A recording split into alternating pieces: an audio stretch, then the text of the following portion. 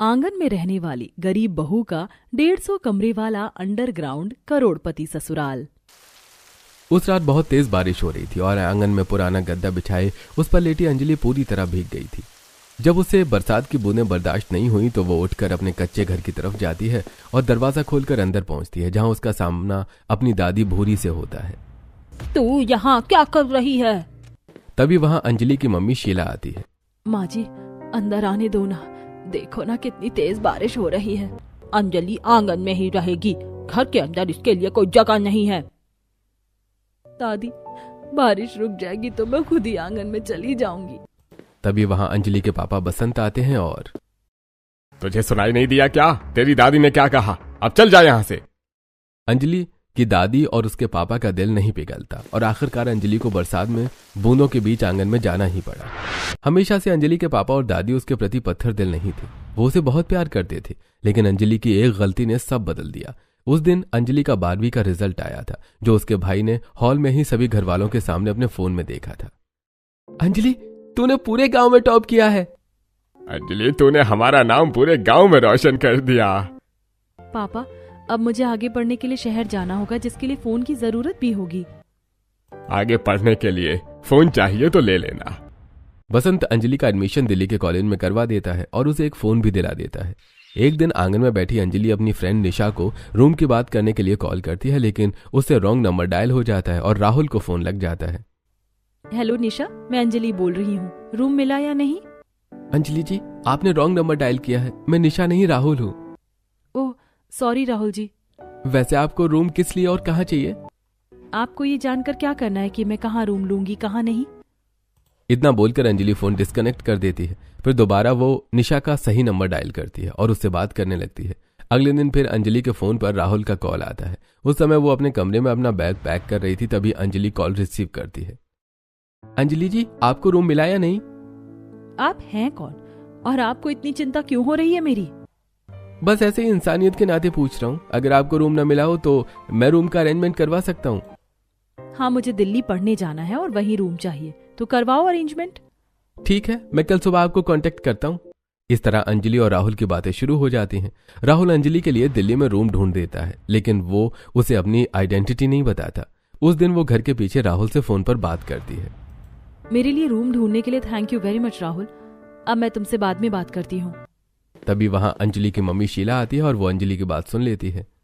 अंजलि, तू किससे बात कर रही है? पता नहीं मम्मी कौन है, लेकिन बहुत अच्छा लड़का है। उसी ने दिल्ली में रूम की व्यवस्था की है और वो ही मेरी मदद कर रहा है।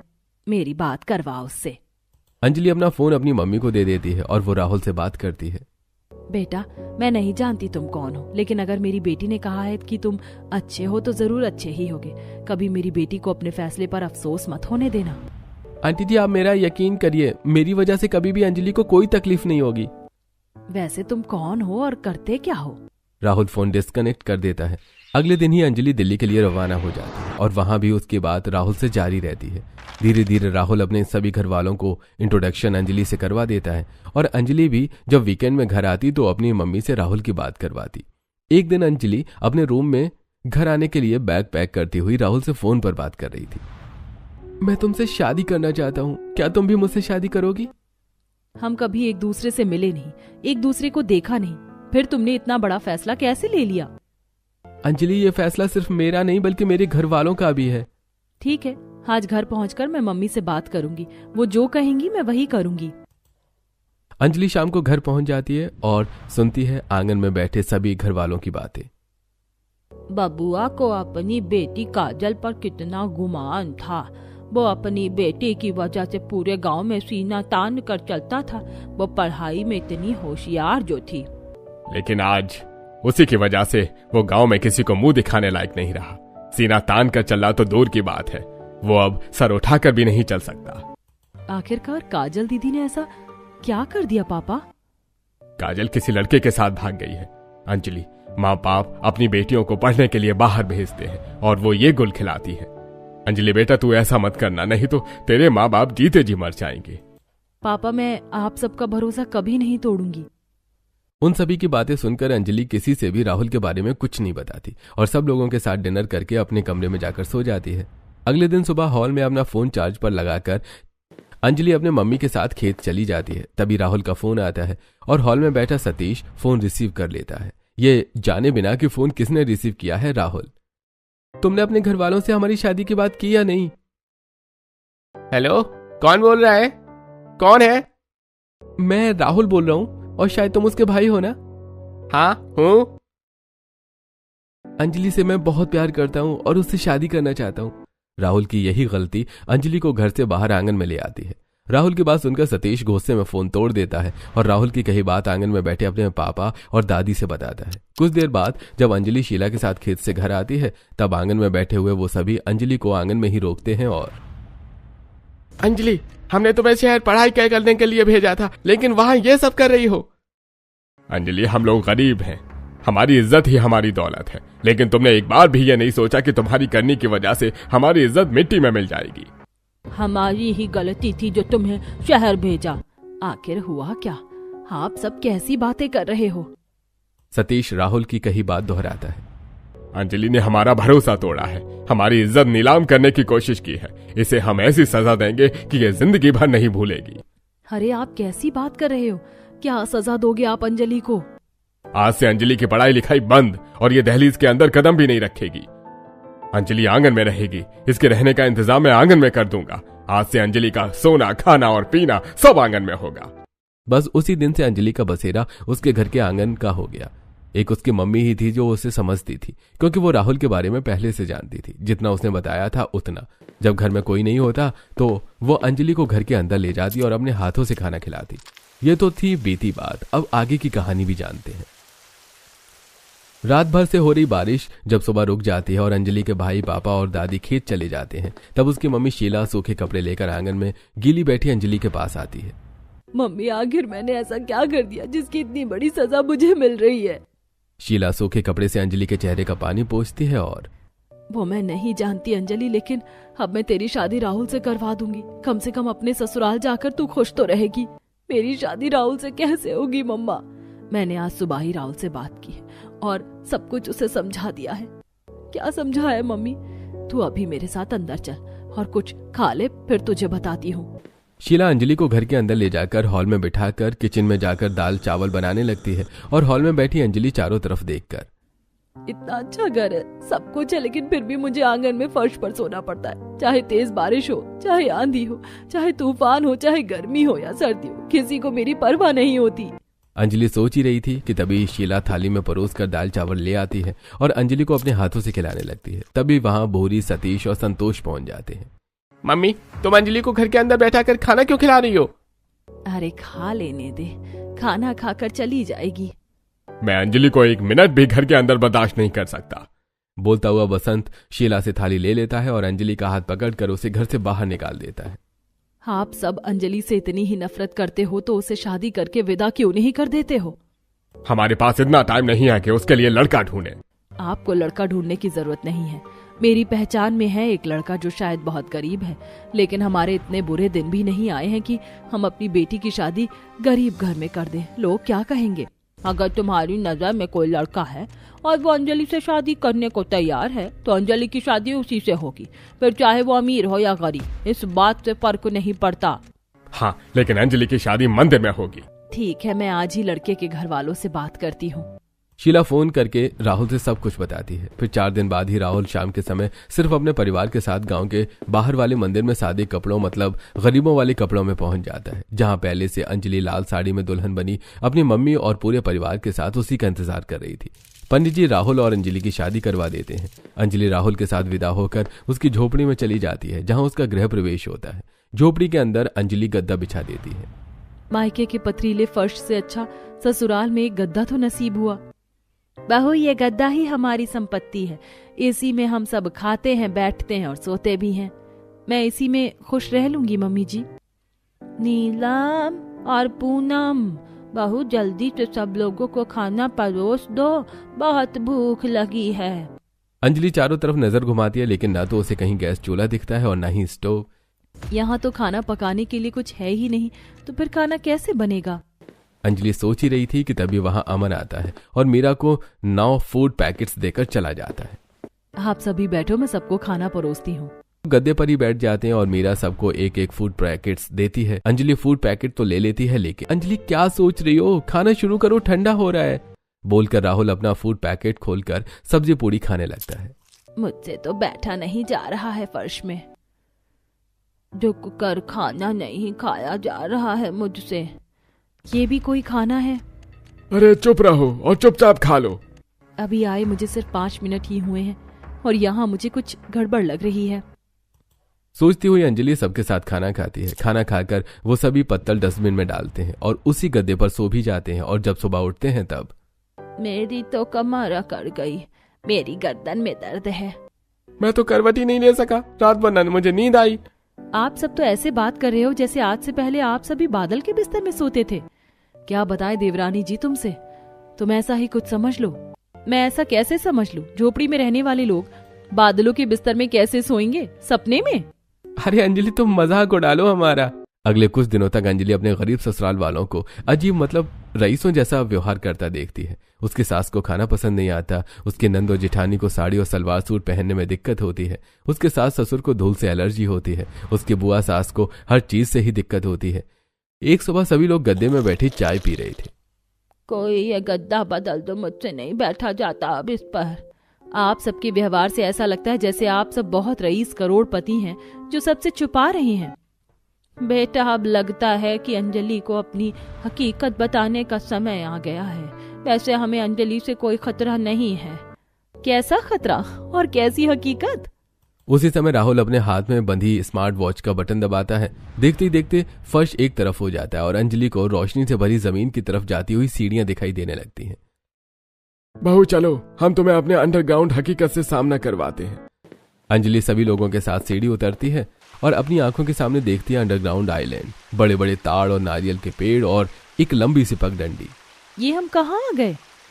बहू तुम अभी से हैरान हो गई, अभी तो तुमने कुछ देखा ही नहीं। मीरा लंबी पगडंडी पर अपने परिवार के साथ चलती हुई नारियल और ताड़ के पेड़ों के बीच से होती हुई एक बहुत बड़ी सफेद रंग के विला के सामने पहुंचती है, जो कि फूलों, ट्यूलिप, मैरीगोल्ड जैसे बहुत से फूलों के बगीचे के बीच में था। और विला के चारों ओर आम, सेब, अनार और अंगूर के बगीचे थे, और हाँ, सब्जियों के भी। इतना बड़ा गार्डन, इतना बड़ा घर, इस घर में ना जाने कितने कमरे होंगे। भाभी जी, ये हमारा शानदार विला है जिसमें टोटल 150 कमरे हैं। सबके साथ चलती हुई अंजलि धीरे धीरे विला के पास पहुंच जाती है, जो दूर से जितना आलीशान दिख रहा था वो पास से उतना ही खूबसूरत भी है। बड़ा सा संगमरमर का डिजाइनर दरवाजा, विला की सभी खिड़कियों में सिल्वर फ्रेम और भी बहुत कुछ था अंजलि के देखने के लिए। लेकिन वो सब देख पाती उससे पहले ही बड़ा सा दरवाजा खुलता है और वो सभी विला के अंदर हॉल में पहुंच जाते हैं। इतना बड़ा विला? हम रईस लोग जो हैं, छोटे मोटे लोग नहीं है, करोड़पति हैं। मुझे तो अभी भी यकीन नहीं हो रहा कि आंगन में रहने वाली मुझ गरीब को 150 कमरों वाला करोड़पति ससुराल मिला है। मेरी आंगन में रहने वाली गरीब बहू, तुम्हें यकीन भी कैसे होगा कि तुम्हें 150 कमरों वाला करोड़पति ससुराल मिला है। हम अंडरग्राउंड में जो रहते हैं। अंडरग्राउंड मतलब? वो सभी अंजलि को बात टाल देते हैं और ठीक है अंजलि, तुम घर देखो, हमें अभी बहुत काम है। राहुल, विशाल, नीलम और दिनेश वहां से एक अंडरग्राउंड वॉल्ट में चले जाते हैं, हॉल में लगी लिफ्ट के सहारे। मैं थोड़ा आराम करूंगी। इतना बोलकर सुमित्रा वहां से चली जाती है। मुझे भी थोड़ा आराम करना है। मीरा भी वहां से चली जाती है। ये सब तो चले गए, अब मुझे 150 कमरे कौन दिखाएगा? देवरानी जी तुम चिंता मत करो, हमारे विला में बहुत सारे बटलर हैं, वो तुम्हें पूरा विला दिखा देंगे। इतना बोलकर अंजलि हाथ में बंधी स्मार्ट वॉच का बटन दबाती है और कुछ ही देर में वहां बटलर अमन और नीता पहुंच जाते हैं। Order ma'am. अमन, तुम तो अंजलि से मिल ही चुके हो। नीता, तुम भी मिलो अपनी छोटी मैडम से। तुम दोनों को इन्हें विला का हर एक कमरा और उसकी फैसिलिटीज के बारे में बताना है। Okay ma'am. अंजलि, तुम इन दोनों के साथ विला देखो, तब तक मैं भी बीच में रिलैक्स करती हूँ। तभी पूनम वहां से विला के बाहर चली जाती है। आइए मैम हमारे साथ, हम आपको विला दिखाने की शुरुआत मंदिर से करते हैं। वो दोनों अंजलि को सबसे पहले विला के मंदिर में ले जाते हैं, जहां पर भारत के सभी बड़े मंदिरों के मिनिएचर थे। अयोध्या का रामलला मंदिर, वैष्णो देवी मंदिर, काशी विश्वनाथ जैसे बहुत सारे मंदिर। अंजलि हाथ जोड़ती है और सिर झुकाकर, जय श्री राम, भगवान आपने तो मेरी किस्मत ही बदल दी।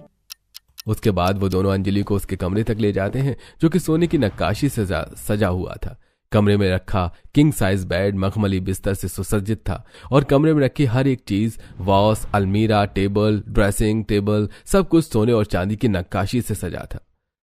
मैम, ये है आपका कमरा। अंजलि पूरे कमरे में नजर घुमाती और बेड पर बैठकर, ये कमरा तो ऐसा है जैसे मैंने एक फिल्म में देखा था, और ये बिस्तर तो पंख जितना मुलायम है। मैम आइए हमारे साथ, अभी आपको 149 रूम देखने हैं। उसके बाद वो तीनों थिएटर रूम में जाते हैं जहां पर एक बड़ी सी स्क्रीन लगी थी। यह है इस विला का थिएटर। थिएटर के बाद वो दोनों अंजलि को mini bar, relaxing room, gaming room और योगा रूम ले जाते हैं। अब मैं थक गई, बाद में बाकी के कमरे देखूंगी, मुझे बहुत भूख लगी है। अच्छा याद दिलाया, पहले आप किचन देख लीजिए, उसके बाद रिलैक्स कर लेना। वो दोनों अंजलि को किचन में ले जाते हैं। किचन के अलग अलग section, freezer room, grain storage room, spices storage room, यहाँ से होकर वो किचन तक पहुंचते हैं। ये है इस विला का आलीशान किचन, जहाँ आपको दुनिया की हर एक डिश बनाने के स्पाइसेस और गैस मिल जाएंगे। अंजलि पूरे किचन में नजर घुमाती है और वहां रखे गैस और electric stove, chimney, microwave, oven, air fryer, mixer, grinder और सभी किचन अप्लायंसेस को देखकर, इतने बड़े किचन में एक बार में इतना खाना बनाया जा सकता है कि भंडारा हो जाए। मैं आज सभी घर वालों को इसी किचन में खाना बनाकर खिलाऊंगी। वैसे किचन में बनाने के लिए बहुत कुछ था, लेकिन वो दाल मखनी, जीरा राइस, खीर और रायता ही बनाती है। चलो मुझे बताओ कि डाइनिंग हॉल कहाँ है, और ये खाना भी साथ में ले चलो। वो दोनों अंजलि का बनाया खाना और उसे साथ लेकर डाइनिंग हॉल पहुंच जाते हैं, जहां पहले से ही सभी घर वाले बैठे थे। अंजलि डाइनिंग हॉल में रखी क्वार्ट्ज की डाइनिंग टेबल, गोल्डन कटलरी देखती हुई सबके पास पहुंचती है। यहाँ तो सब सोने का है, इतना सोना तो मेरी पूरी गांव की औरतों के पास नहीं होगा। दोनों बटलर अंजलि का बनाया खाना सबको सर्व कर देते हैं। आप सब खाना खाकर बताओ कि पहली बार मैंने 150 कमरे वाली ससुराल में खाना कैसा बनाया है। वो तो हम खाएंगे ही, लेकिन पहले तुम बताओ कैसा लगा तुम्हें हमारा 150 कमरों वाला घर। अभी तो मैंने पूरे कमरे देखे ही नहीं, तो कैसे बता दूं। वो सभी खाना खाते हैं। अंजलि बहू, हमें नहीं पता कि तुम्हें 150 कमरों का विला कैसा लगेगा, लेकिन तुमने जो खाना बनाया है उसका स्वाद बहुत अच्छा है। खाना खाकर सब अपने अपने कमरे में चले जाते हैं। राहुल के साथ अंजलि भी अपने कमरे में चली जाती है। वो आराम से बिस्तर पर पहले बैठती है और फिर लेट जाती है और उसकी आंखें नम हो जाती हैं। उसके आंसू उसके बगल से बैठा राहुल देखता है। क्या हुआ अंजलि, तुम्हारी आंखों में आंसू? बस बीते दिन याद आ गए, जब मैं अपने घर के आंगन की फर्श पर सोया करती थी।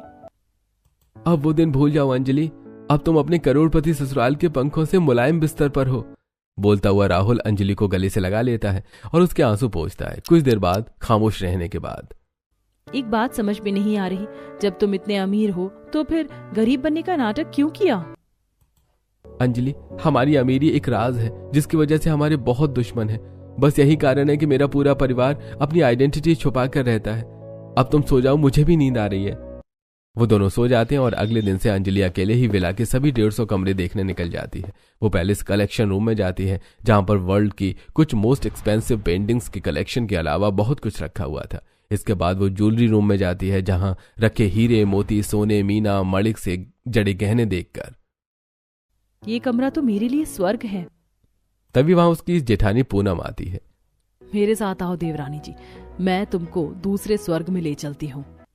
पूनम उसे उस कमरे में ले जाती है जहां पर दुनिया भर के कपड़ों का कलेक्शन रखा था।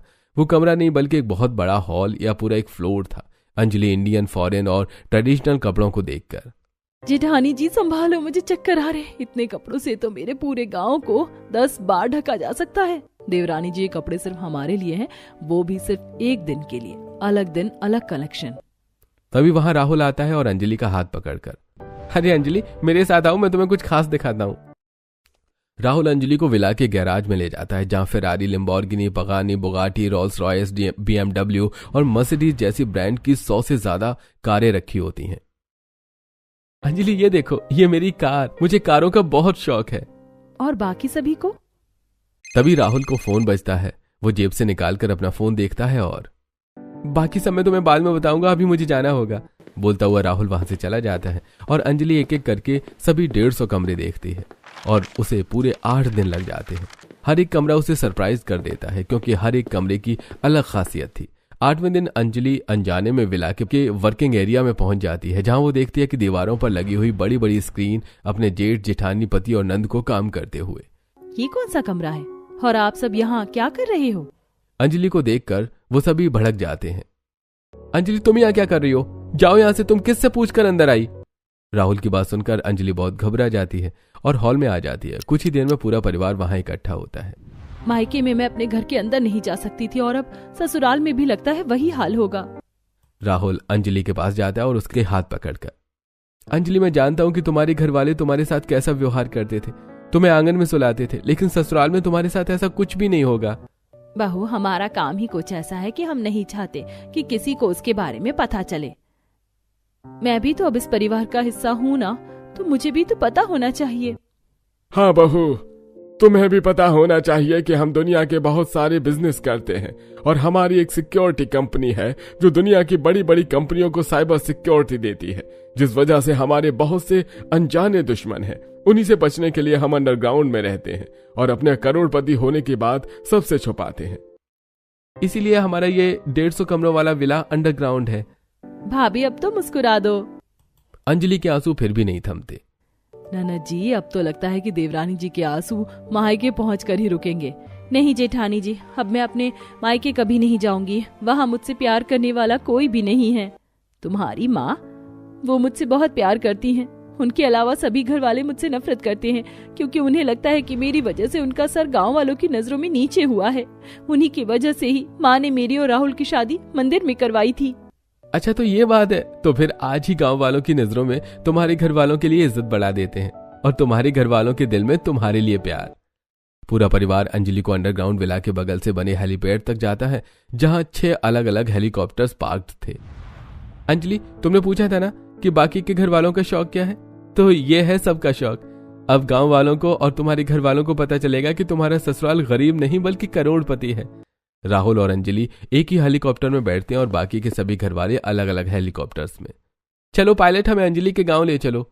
कुछ ही देर में छत खुलती है और एक एक करके सभी हेलीकॉप्टर उड़ान भरते हैं और कुछ ही देर में सभी हेलीकॉप्टर्स अंजलि के गांव के ऊपर मंडराने लगते हैं। हेलीकॉप्टर्स के प्रोपेलर्स की आवाज सुनकर पूरा गांव बाहर निकलकर आसमान की तरफ देखने लगता है। अंजलि के सभी घरवाले भी आंगन में इकट्ठा होकर आसमान की तरफ देखने लगते हैं।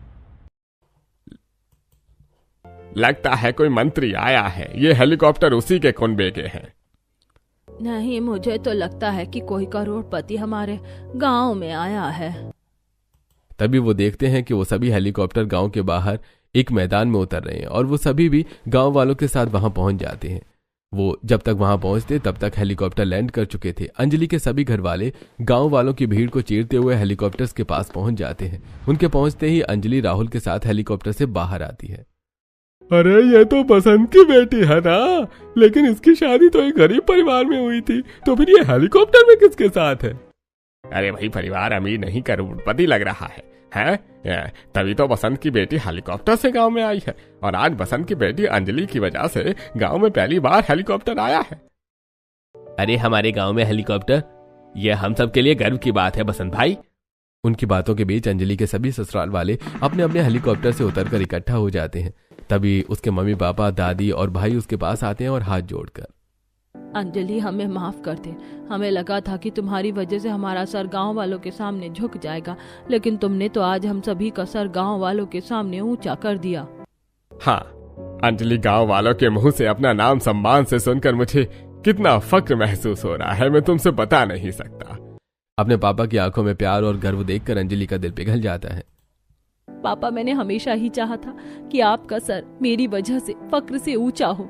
मैं उस दिन आप सबको राहुल के बारे में बताने के लिए ही आई थी, लेकिन मेरे बताने से पहले ही आपको बात पता चल गई और फिर। बेटी, क्या करूं, जिस वक्त हमें राहुल के बारे में पता चला उस वक्त हालात ही वैसे थे, तो मैं बहुत घबरा गया था, इसलिए मैंने तुझे इतनी कड़ी सजा दी। मुझे माफ कर दे। हाँ अंजलि, मुझे भी माफ कर दे। आप सब मुझसे माफी मत मांगो, कुछ गलती मेरी भी है। अरे भाई, तुम सब यही बातें करते रहोगे या घर भी चलोगे? और कोई किसी से माफी नहीं मांगेगा। देखो, जब अंत भला हो तो सब भला होता है। किसने सोचा था कि आंगन में रहने वाली 150 कमरों वाली करोड़पति ससुराल में जाएगी?